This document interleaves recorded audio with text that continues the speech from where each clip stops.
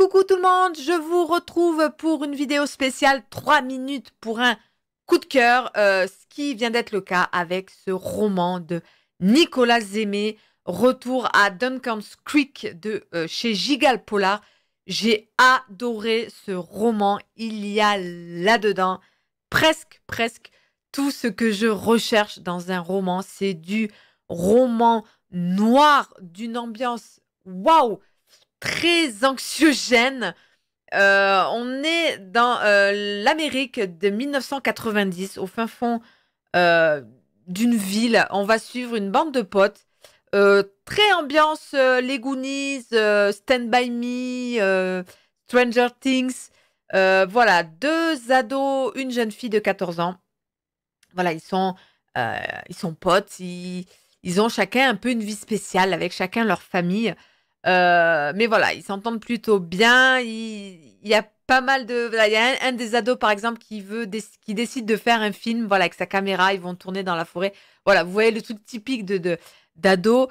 Et va arriver, voilà, un de ces trois. Je ne vais pas vous dire lequel des personnages doit subir le joug atroce de son paternel, qui est un homme ivrogne, violent, très violent, voire plus. Je vous dis pas ce qu'il fait en plus. Et le roman va tourner tout autour de ce qui s'est passé un soir d'Halloween, donc lorsqu'ils avaient 14 ans.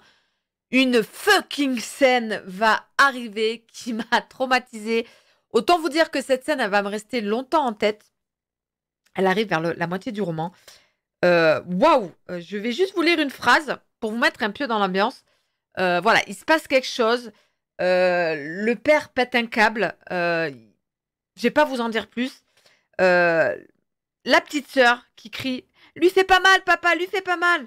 Arrête, arrête !» Le père dégaina son sourire le plus aguicheur et dit « Oh, je vais pas lui faire de mal. Je vais juste lui fracasser sa petite gueule. » Voilà, petite mise en bouche. Là, j'ai clairement vu, quand j'ai vu cette scène, le personnage de Jack Torrance, joué par Jack Nicholson dans Shining, quand il se met à chercher Danny Torrance avec sa batte de baseball. C'est complètement ça. Waouh, c'est une noirceur, c'est d'une violence, attention, mais c'est totalement immersif, complètement jouissif. C'est prenant, des personnages tellement attachants, tellement là pour le coup fouillés en profondeur. Et donc voilà, après cette nuit atroce où va arriver une tragédie, nos trois ados vont plus ou moins se séparer. Et là, on les retrouve 20 ans plus tard, où un événement va les regrouper à l'endroit même où a lieu cette nuit atroce. Et voilà, c'est tout ce que j'aime. J'ai adoré. On vous parle de cette nuit d'Halloween pièce par pièce pour comprendre la tragédie de ce qui s'est passé ce soir-là. Oh, c'est prenant, c'est addictif à souhait. Des personnages forts. Le personnage féminin est extrêmement fort, même les personnages féminins, masculins. Il y a aussi cette thématique, un des personnages masculins va tenter de faire la carrière d'auteur. Il y a aussi là beaucoup de réflexions autour du métier d'auteur que j'ai beaucoup aimé.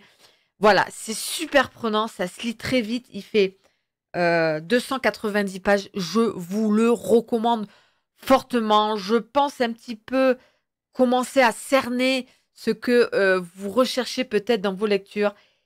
Et là, je sais que vous allez trouver ce que vous cherchez parce que moi-même, je l'ai trouvé.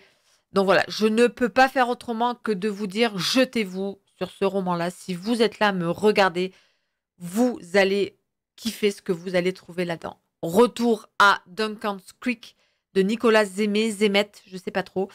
C'est chez Gigal Polar. Foncez, n'hésitez pas.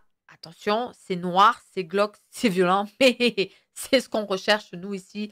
C'est surtout un style aussi impeccable. Donc voilà, n'hésitez pas, allez-y. Je vous retrouve très vite pour une nouvelle vidéo. Bye bye.